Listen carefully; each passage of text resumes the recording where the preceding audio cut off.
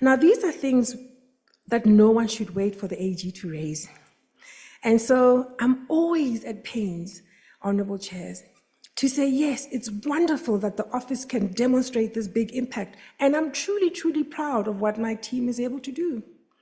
However, what saddens me is the lost opportunity that continues to prevail, and the need for us to worry about who is running these public institutions, in whose hands are we placing the institutions and the public resources, and to what extent are they up to the task?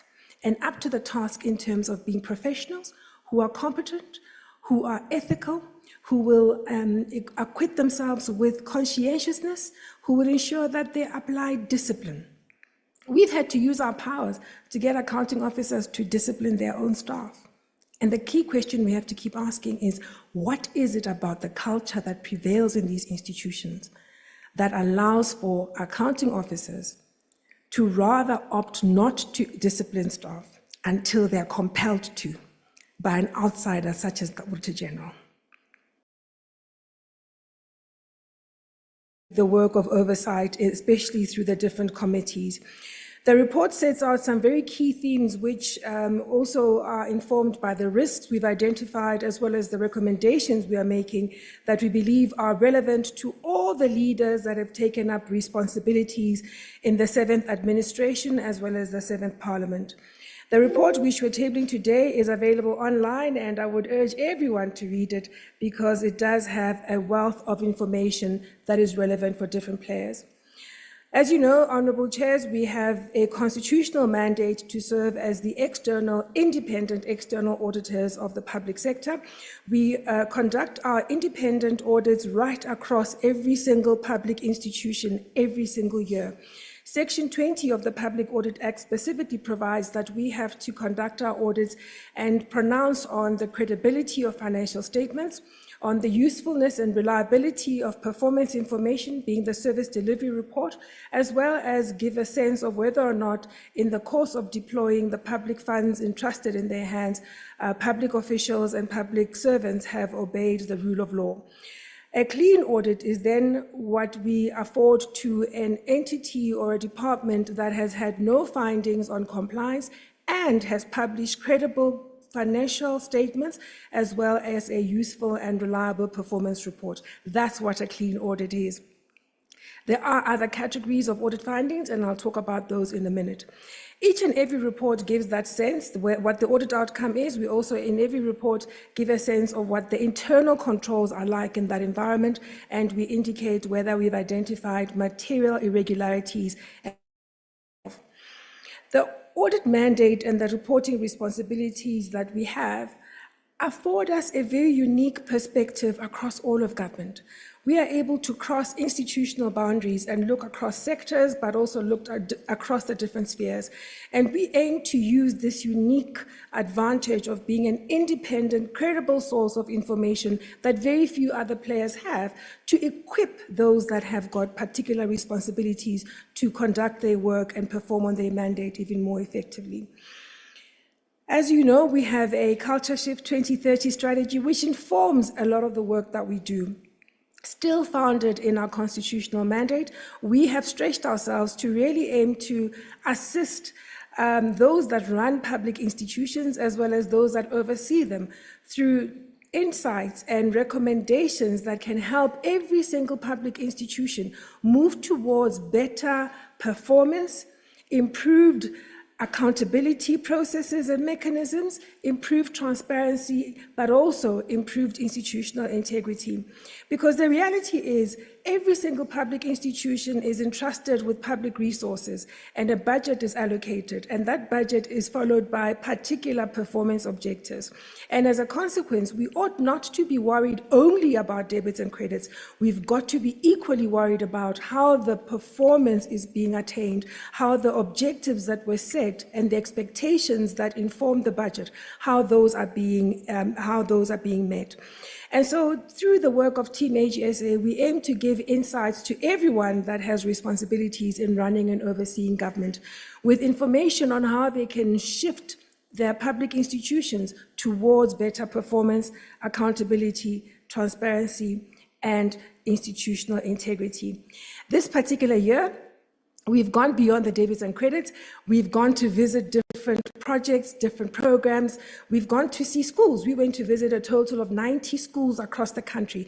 And here we were seized with looking at how they are rolling out the school nutrition program, the scholar transport program, how they are rolling out the curricula, how they are ensuring that teachers are qualified to conduct the work required to pass on key knowledge to learners. We went to visit different healthcare facilities. We looked at the condition of their infrastructure. We looked at the progress being made in attaining the ideal clinic status. We looked at the ideal clinic, the ideal hospitals program, and assessed how that's going. And all of this was not to mesmerize anyone with photographs and insights, but really to try and assist those that run public institutions with a clear line of sight of how they connect the audit findings and recommendations to the management practices that will help them achieve that which they've been tasked with achieving. The work that we've done this time around has also seen us go and visit different projects across the country, which I'll talk about in a minute. All of it is really about ensuring that we close the gap between what people see as audit staff and what people see as service delivery.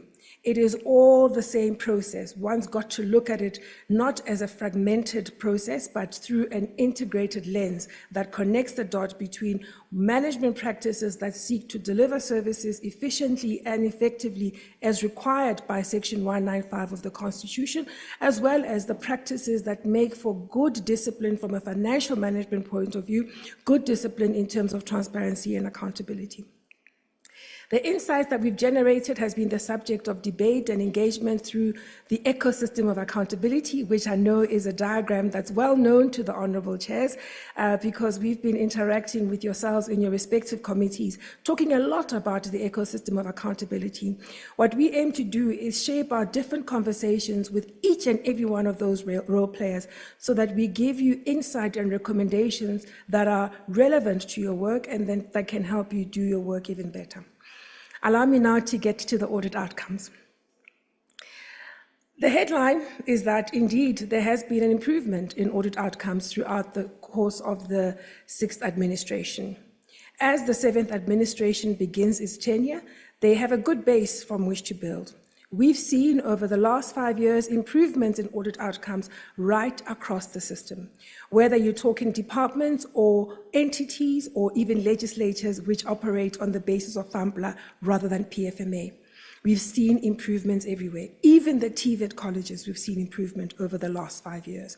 What that tells us is that the attention to these critical things has been much, much improved over the last 5 years. And as an outcome, we can celebrate and acknowledge the achievements of the accounting officers, the accounting authorities, the executive authorities, internal auditors, and audit committees on how they've performed from an audit outcomes point of view. It is a good base on which we can build. At the top of the slide, you'll see that we highlight the outcomes for the year ended 2019, which was the first year of the last year of the 5th administration and marked the base on which the 6th administration began its tenure. The next line sets out the 2023 outcomes, which is the comparative prior year numbers. And I want to focus on what we've called the 2024 outcomes. You'll see that in the middle of the graph or the middle of the page, we talk about the 2023-2024 outcomes for 415 auditees. At the time that we began our analysis, which was about mid-October, there were a few audits that we had not yet completed. We have since completed many of those audits, and so I would like to draw your attention to the last but one line on the slide, which is really the updated set of outcomes, just to give you a sense of where we've landed as we have gone about completing the audits that were not yet completed in the middle of September.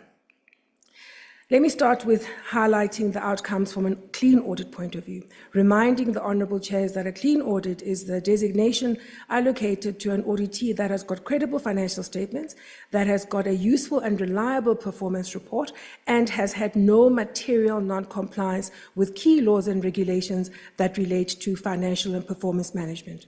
144 clean audits for this particular audit cycle, making up a good 35% of the audit base. Interestingly, there are 65 auditees that have maintained this clean audit outcome over the last 5 years. What that tells us is that there are a number of institutions across the country that have mastered the art of remaining in the clean audit zone. They've mastered the key disciplines that make for good financial management, for good performance management and reporting, as well as for complying with the rule of law.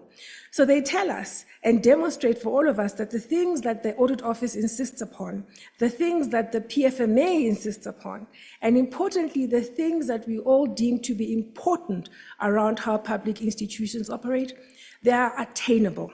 They're not just desirable, they are indeed attainable, and one can maintain that status.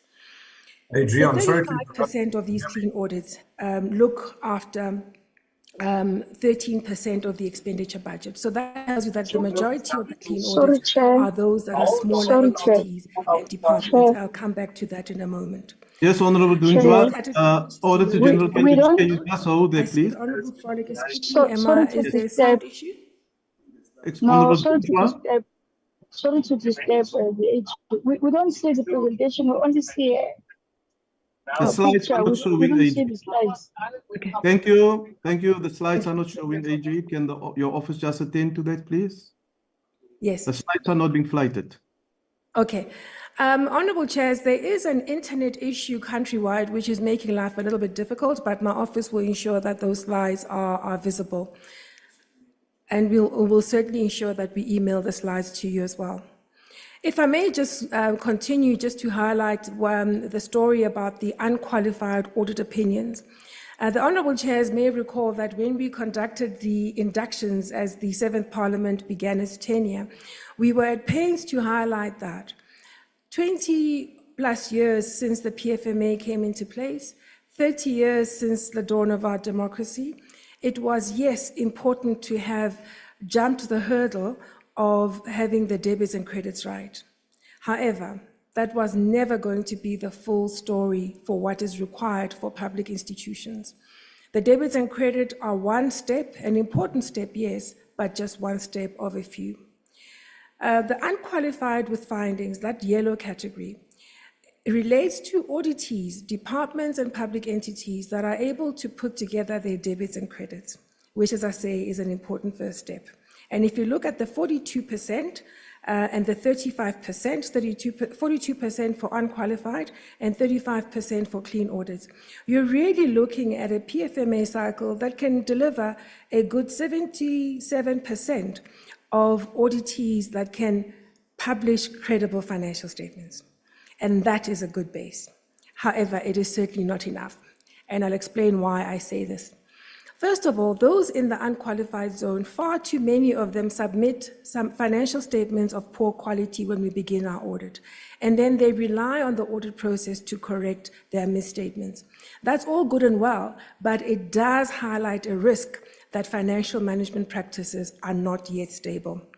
And of course, in a world that's becoming more and more unpredictable and more complex, when there is a crisis or a change in the environment during the course of the financial year, if there isn't a discipline of producing quality financial statements on a regular basis, the ability to change course, to make the type of decisions that those who manage institutions must make on a regular basis, the ability to do so is compromised because you don't have the information you require. The ones in this yellow zone, I want to highlight, the outcome is undesirable because financial statements are fine, but financial management practices are weak. And also compliance is a problem. And the ability to report faithfully on performance is compromised. So it is absolutely crucial that the ones in the yellow zone be encouraged to move to the clean audit zone. Some of them, far too many of them, are actually too comfortable in that category. I say this because you see that there are 82 of them in that yellow block that have been stagnant in this category, been in this category for the last 5 years, meaning that there's a relative comfort to being unqualified with findings. And so they tend to trivialize the need to move towards the green zone. Amongst those 82, there are a good 36 that have one issue standing between them and a clean audit, which then tells us that it is about a posture and a decision that needs to change around a commitment towards clean audits. There are good 26 entities in the higher education and training portfolio, and I say this because I'm sure the Honourable Chair is listening carefully. In that portfolio, there are 26 entities which fail the audit test and are denied a clean audit simply because they don't submit credible financial statements when the audit begins. And so we've got to get them really moving towards the clean zone. It is possible. It's about a change in posture and insisting that these disciplines be in place. The qualified audit opinions are the ones where you've got the purple zone. You'll see that there are 67 audits in the purple zone. Many of those would be departments in the provinces, especially the departments of health, of education. You'll see a few in the social development sphere, as well as a number in public work. Many of the audits in the qualified zone tend to be audits with big budgets in their hands. And they often struggle with accounting for expenditure, which is quite important because one's got to maintain a proper record of how you're spending money. It's not that complex. It's about discipline. Many of them also struggle with reporting on their fixed assets. This is now their property, plant, and equipment. This is important because have not yet built the systems, the processes, the disciplines that help them understand where their assets, what assets they have in their control, what condition those assets are. And quite often, if you don't know those things, it means you're probably not even maintaining them. In our audit tests, we've seen that the discipline of maintaining existing assets and infrastructure are quite weak. And the audit test on financial statements often highlights this risk when we qualify on financial information. So indeed, the stuff that auditors worry about does translate to the lived reality of citizens. When you've got a qualification on property, plant, and equipment, it's important to recognize that that tells you that you're not able to look after the assets that you do have. There are a few audits with adverse opinions and a few with disclaimers of audit opinions. And as the Honourable Chairs know, the disclaimers of audit opinions are those that are the very worst audit outcomes that can be attained. We ought to push back on it.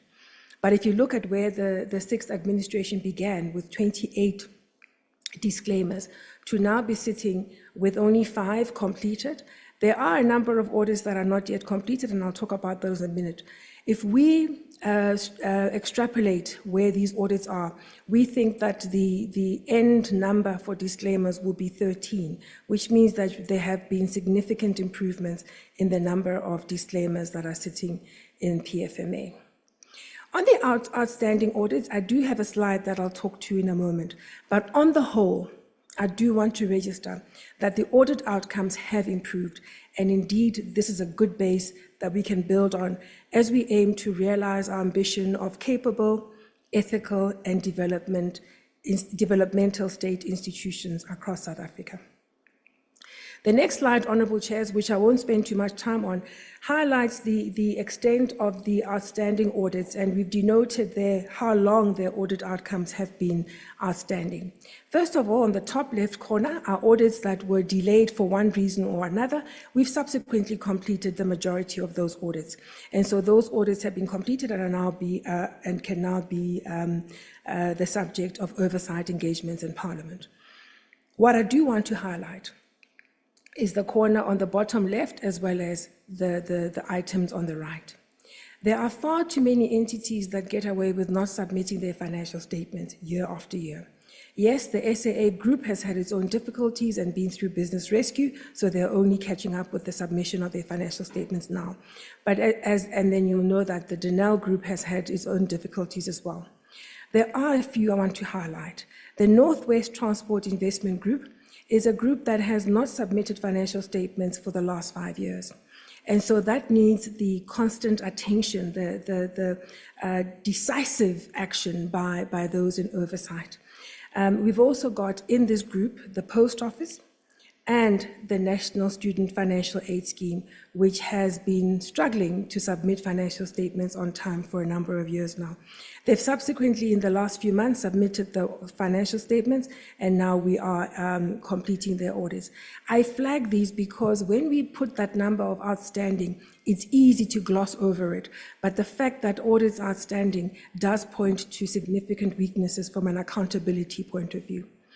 The ones on the right-hand side of the slide are those where the submission of financial statements tends to be late. And it's fine. Once in a while, you can have a new entity, such as the Border Management Authority, submitting financial statements late because they are in transition. That you can understand. But if you have entities, especially such as PMTE, that don't submit financial statements on time, one's got to ask some serious questions about that. I want to draw your attention, Chairs, to the Unemployment Insurance Fund, which has for many years now not submitted financials on time. And so it misses the accountability processes within Parliament.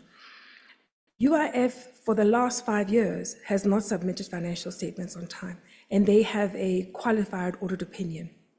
And if you think about the significance of the amount of money that flow through the fund and the significance of the role they ought to play in our socio-economic framework, it is crucial that oversight be seized with this matter of UIF escaping oversight and accountability. For a full account of all of the audits that are outstanding and those that are delayed and those that don't submit, we do have a section in our report that deals with all of those. I come now to the audit outcomes of the high impact auditees. We have stripped out the auditees that are significant in terms of the budget that they manage, but also significant in terms of their service delivery imperative. So we highlighted a number of departments and entities, including state-owned entities, that are responsible for the delivery of healthcare services, education, skills development and employment, human settlements, infrastructure, transport, safety and security, water and sanitation, energy, environmental sustainability, as well as financial sustainability. Together, these high-impact auditees account for 77% of the 2 trillion rand expenditure budget. So these are the big ticket items from a service delivery point of view, but also in terms of the budget that they look after. A cursory glance on the 2 bars at the top of the page will show you that indeed, the high-impact auditees lag behind the improvement trend that we've seen.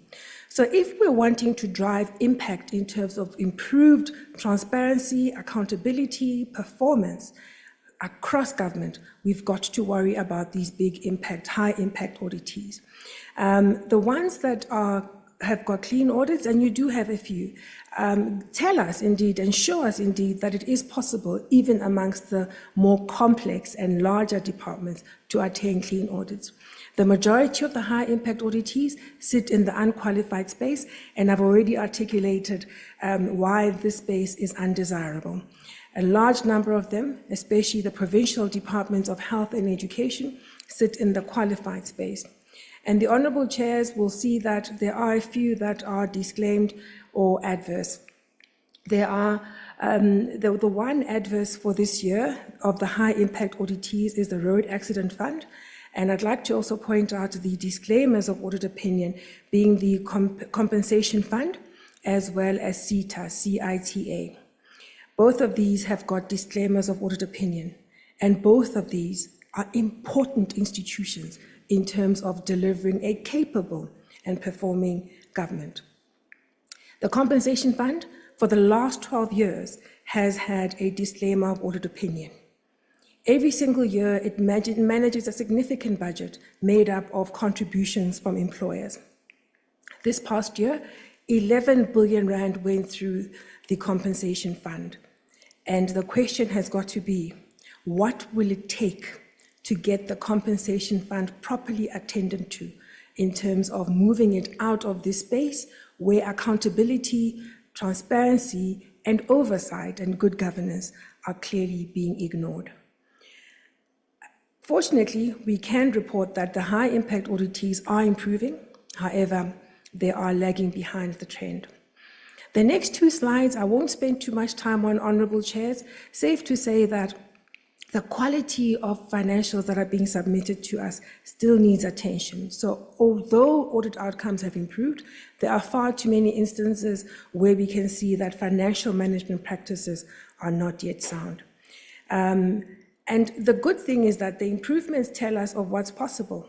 The benefit of having had a stable financial reporting framework that has not changed for too long, the benefit of having had stable finance management units in those institutions, as well as the benefit of having internal audit and audit committees actually fulfilling their duties, we're seeing an improvement. What we need to do is get more and more of that happening across the board.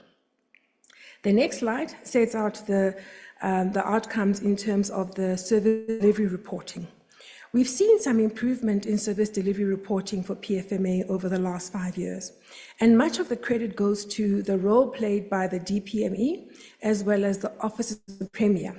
And also some credit goes to the leaders of different sectors, particularly in health, as well as education and human settlements, where there's been attention to ensuring that there is a journey of improving the indicators, the performance indicators, and clarifying the targets that should form part of the annual performance plans and annual performance reports of the different departments. There is still much more to be done. And especially if we look at where we are now, where the 7th administration is thinking carefully about their 5-year plan, it's going to be crucial that we don't wait too long to get the key practices that make for good performance management properly instilled. We've seen an improvement over the course of the 6th administration. We are highlighting the urgency with which these disciplines ought to be instilled as the 7th administration begins its tenure. Things like excluding key performance indicators from the annual performance report. Those disciplines have got to be attended to. Things like over-relying on manual systems, things like not investing in the skills and disciplines that make for proper planning, monitoring, evaluation, and reporting on performance. Those have got to be attended to. The tendency of people to want to deal with performance off the books, away from the public-facing annual performance report, that has got to be dealt with. The reason we say this is that far too many accounting officers, instead of investing in correcting their problems around skills or information systems or just basic management disciplines, they choose to rather take indicators out of their performance report. And of course, that compromises transparency, and it does weaken the ability of yourselves as oversight to see how budgets are being spent, to see how the things you've agreed to as the strat plans, in the strat plans, are being actually implemented. It does also compromise the ability of oversight to report to citizens on how their needs are being met. The next area of our work deals with the procurement processes. I will just highlight from a high level here that the disciplines on procurement management, supply chain management, contract management, those remain weak. The same issues that we've reported on for a number of years prevail. We see that one of the highest areas of non-compliance relates to quality of submissions of financial statements, but the majority of compliance findings relate to managing procurement, making sure that the course of deploying public resources through acquiring either services or goods, that those processes are compliant with the procurement prescripts. What we see all too often is that there isn't enough attention and posture that insists on compliance with the rule of law. And so for as long as that prevails, there'll be leakage in the system, because what happens is that the goods and services being procured are not being procured in a manner that's fair, that's transparent, that provides equitable access to opportunities, and in a manner that does drive cost effectiveness. And as a result, far too many government entities end up overpaying for goods that they could get much cheaper on the market. They end up paying suppliers and contractors that don't deliver or deliver poor quality work. And of course, that causes much greater leakage. There is some concern about the extent of the different legislations and prescripts and regulations that deal with procurement that need to be changed, and that may well be true. What we have been observing over many years is that at the point of procurement, the skills, the information systems, and the shared disciplines remain inadequate. Which then brings me to the first area of risk that we are presenting for the attention of the 7th Administration and the 7th Parliament. As we think about where we're going as a country and wanting to ensure that we use the resources we have much more efficiently in pursuit of our ambitions, we've got to worry about these risks. The first one is about weaknesses in procurement and contract management.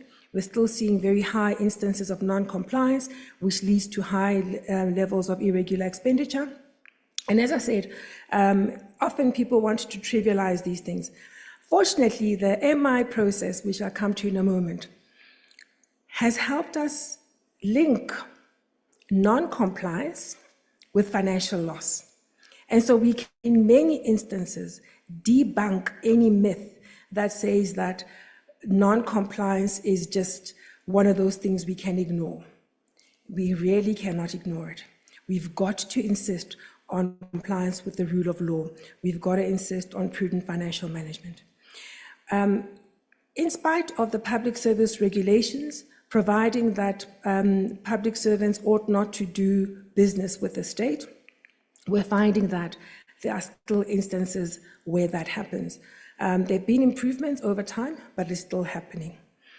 The next area of risk we'd like to point out, Honourable Chairs, is in the delivery of infrastructure. The delivery of basic services requires proper, well-maintained infrastructure. The growth of our economy is being going to be underpinned by more investment in infrastructure as we go forward.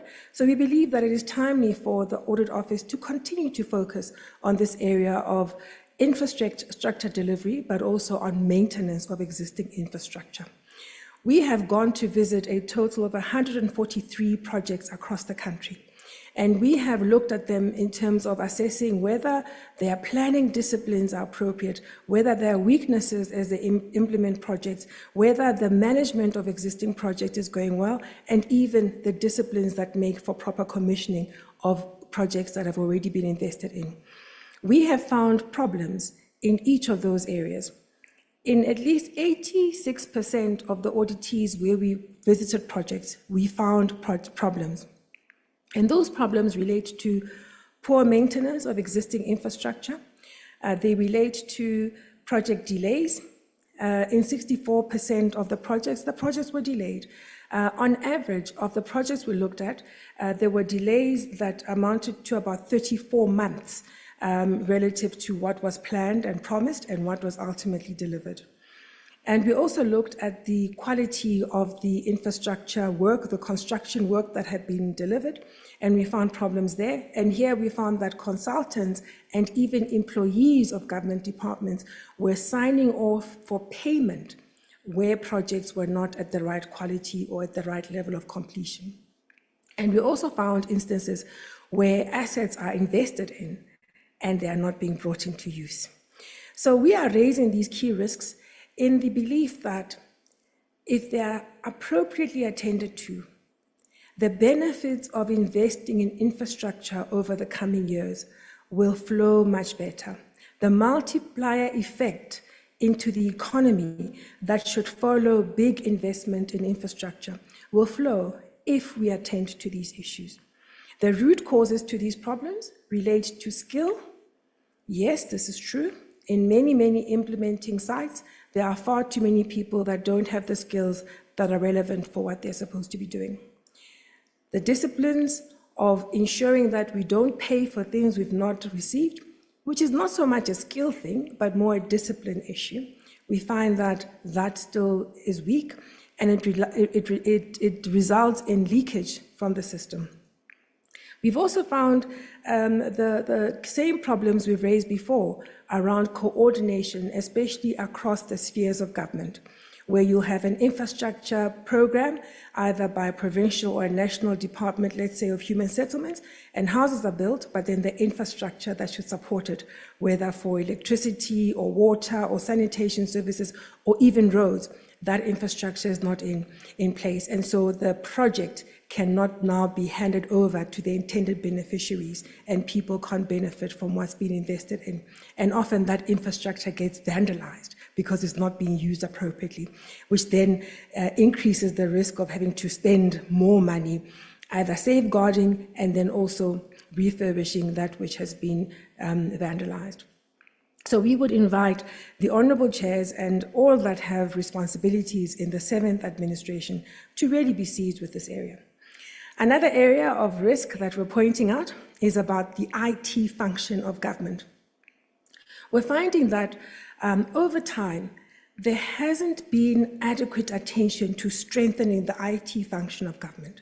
How software licenses are procured, how IT projects are being run, how access controls are being firmed up, how in the midst of growing threats to cybersecurity, especially amongst governments, how that is not being attended to. We are continuing to raise issues even about the lack of integration of government databases, which does influence the efficiency of spend. The honourable chairs may recall that a few years ago, in the midst of the COVID emergency, we conducted real-time audits. And my office was able to share with government and with Parliament the key risks and the problems that the fragmented databases cause in terms of dealing with different programs, whether it was about access to social relief grants and the like. About a year ago, we also shared with Parliament the work we had done in the higher education and training sector, where we could show the problems of not integrating the execution of different programs and not using IT services to ensure that you don't pay for people who shouldn't be getting particular benefits, and we're not denying other people the benefits that should accrue to them. So those weaknesses prevail, and we're still seeing that there needs to be much greater attention to the skill set in IT, to the infrastructure that's there that needs to be modernized, to the integration of databases. We're seeing that we need to get better at managing the contractors that we appoint, the third parties, ensure that we get the best quality of spend and the benefits associated with our investment are realized. Some of the things we see would be such as at the Department of Labour, paying over 200 million rand for software licenses is not using. Those are key disciplines that should be pushed, that should be strengthened so that quality of spend does increase. Coming to quality of spend, I'm highlighting yet another risk for the attention of the 7th Parliament and the 7th administration, which is about improving how public finances are being managed so that we do get better prudence in how resources are being deployed. We're still seeing far too many instances of poor payment practices where we pay for things we don't receive, or we overpay for the things we do receive, and we end up incurring fruitless and wasteful expenditure. We end up overspending on our budgets.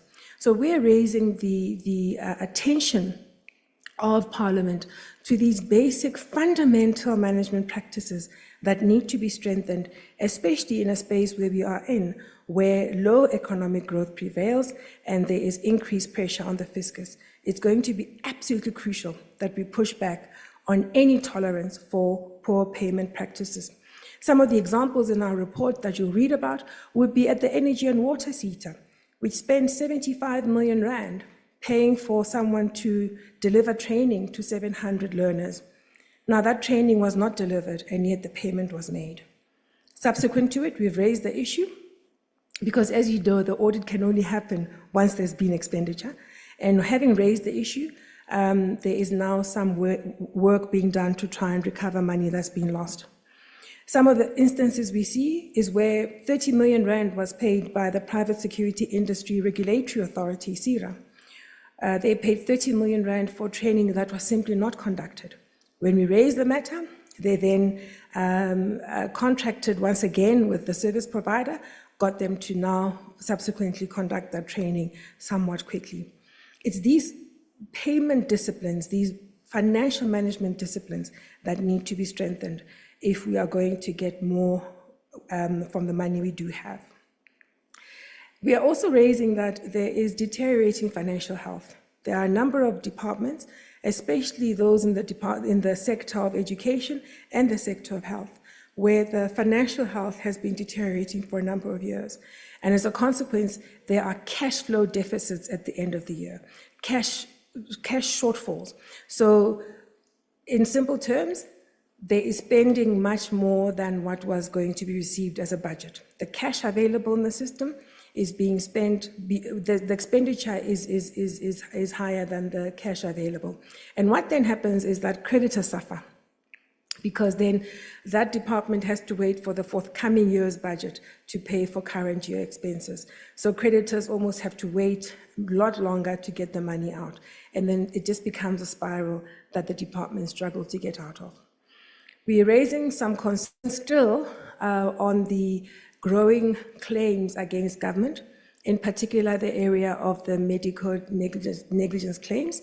And whilst the number has now reduced to 64 billion rand across the country from the 75 billion that we reported on last year, we are still raising concern that the reduction comes not from a big change in the control environment or a big change in the reduction of instances where claims may arise, but rather from having cleaned up the databases, which is important and is worthwhile. However, the key management practices that have to make for reducing this particular risk and this negative impact on patients, those practices still need attention.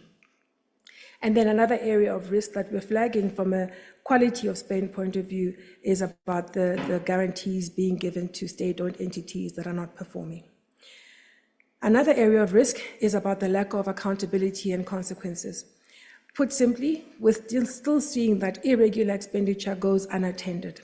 So as you know, the Honourable Chairs, when there's a non-compliance that's identified and reported on, the law provides that the accounting officer must act in accordance with the framework that governs irregular expenditure. They must investigate the issue, they must either seek condonement, they must discipline, they must seek recovery if that's necessary, or even seek a write-off. The problem is that when they don't do that year on year, the balance grows because they don't write off the irregular expenditure. And what that tells us, the stickiness of this big irregular balance, is that the culture of tolerating non-compliance prevails. And as I said earlier, we've got to push back on this culture. We've got to put in place the key disciplines that prevent problems. But importantly, once problems are detected, we've got to act swiftly so that we change the culture. And people know that once there's been a transgression, there will be action. I'm coming towards the end of my presentation, Honourable Chairs, but I dare not close without highlighting a key message that I know will be the subject of our engagement, because every time we provide our reports, the question will come, AG, we gave you powers, what have you done with them? At the end of the 5th Parliament, there was a move to change the law, and indeed that move was successful. The Public Audit Act was amended, effective from the 1st of April 2019. And over the last 5 years, we've been implementing this new set of powers. The powers do not provide for us to put anybody in jail. The powers also don't provide for us to discipline anybody. The powers are a complementary mechanism for us to follow up on how our audit reports and our recommendations are being dealt with. The powers relate to what's called a material irregularity.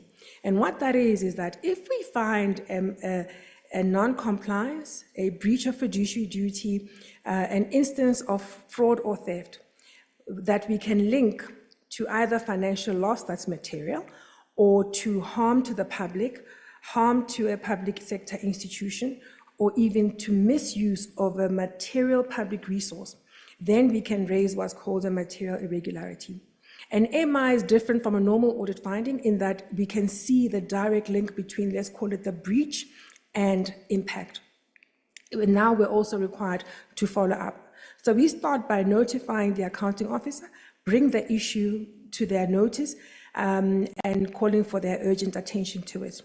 And if they act in accordance with their powers in a manner that's appropriate and we deem adequate for that moment, we then allow them the space to continue to implement their plan of action. It's important that we do that because we do not step into their shoes. We don't take over the role of an accounting officer because they are the appointed steward over that institution. It's only if they fail to act that we can step in, and we step in by giving a stronger recommendation, which is then in the audit report, which is then the subject of engagement within the oversight mechanism. So within the portfolio committees, we will be engaging with parliamentarians on those stronger recommendations, which then provide for a much stronger tool, even for oversight, to drive accountability and corrective action. We can then, if that's failing, take binding remedial action. We can also refer a matter for investigation by others, such as those seized with public investigations and even law enforcement.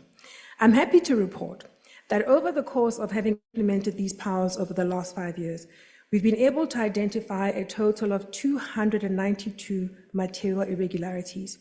And the process has led to us linking those MIs to a financial loss, combined financial loss of 14 billion rand. Out of that 14 billion rand, we've been able to get accounting officers to get back just over 3 billion rand, and that's just for the PFMA cycle over the last 5 years. Yes, we can celebrate that we've been able to protect resources of 3.39 billion rand. But there's a big jump between 14 billion rand and 3 billion rand. And the gap that sits between those two numbers is the behavior of accounting officers, who must ensure that they prevent these problems and they detect them and act on them much, much quickly. What we're seeing is that the source, the real root causes of these things are the same issues we raise in the course of our normal findings, which are paying for things we don't receive, procuring in a way that's ineffective, that's unfair, that's uncompetitive, and that's not in compliance with the law. Not ensuring that we receive value for what we are paying, not using the resources we have effectively. And these are all the responsibilities of the accounting officer as per the PFMA. Through these powers, we've been able to raise matters around the utilization or the underutilization of medical facilities. How this arises is that in the course of our audits, we'll see that the debits and credits are right. There's been a ward that's been invested in. And then we go, so we can tick the box, debits and credits are fine, financial statements are fine. But then we can go to see whether or not those assets are being used in the manner that they should be. And in a number of instances, we found that not to be the case. Whether it was that Witbank Hospital, where the neonatal ICU ward was not being used, even though there had been investment 6 years before then. We were able to use the MI process to get the accounting officer to do what they should have been doing, which is to hire the staff that must now operate the ward and to bring the ward into use for the benefit of the public. Whether it was finding beds at George Mukhari Hospital, very expensive, high-quality ICU beds that were not being used, and we were able to then use the MI process to get those beds used, somewhat alleviating the long queues and the burden of waiting for beds by sick patients. We've also been able to use our powers to get public sector institutions to attend to matters such as not submitting financial statements, as we did in the context of NSFAS. We've also raised matters around the lack of attention to ICT, especially controls on risks to cybersecurity. At the government printing works, that worked quite well. For 2 years, they failed to submit their financial statements because they had suffered cybersecurity threats. And as a consequence, we raised our MI powers, we raised the MI, we notified the accounting officer, and out of that, the relevant controls were strengthened, and now they finally caught up with their submission of financial statements. Now, these are things that no one should wait for the AG to raise. And so I'm always at pains, honorable chairs, to say, yes, it's wonderful that the office can demonstrate this big impact, and I'm truly, truly proud of what my team is able to do. However, what saddens me is the lost opportunity that continues to prevail, and the need for us to worry about who is running these public institutions, in whose hands are we placing the institutions and the public resources, and to what extent are they up to the task? And up to the task in terms of being professionals who are competent, who are ethical, who will acquit themselves with conscientiousness, who will ensure that they apply discipline. We've had to use our powers to get accounting officers to discipline their own staff. And the key question we have to keep asking is, what is it about the culture that prevails in these institutions that allows for accounting officers to rather opt not to discipline staff until they're compelled to by an outsider such as the Auditor General?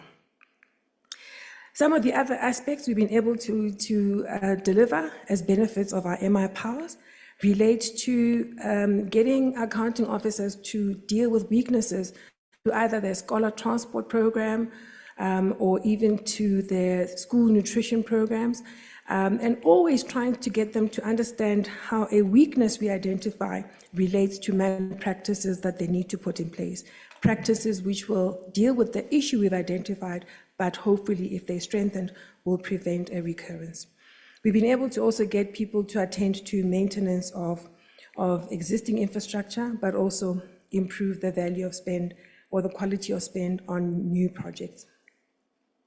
We've been able to use our powers to also refer matters to law enforcement. Some of the issues are being dealt with by the Hawks, by the SIU, by the Public Protector, and the National Treasury. So as I wrap up, our primary message to the 7th administration and to the 7th Parliament is this: we've got to push back on the culture of no accountability and consequences. As Team AGSA, we'll continue to do our part. However, the moment we are in requires that everyone in the ecosystem be seized with this so that we change the culture. We've got to deal with the ineffective management of the resources we do have. And we've got to invest in much better planning, much better coordination, and disciplined execution of our programs and projects.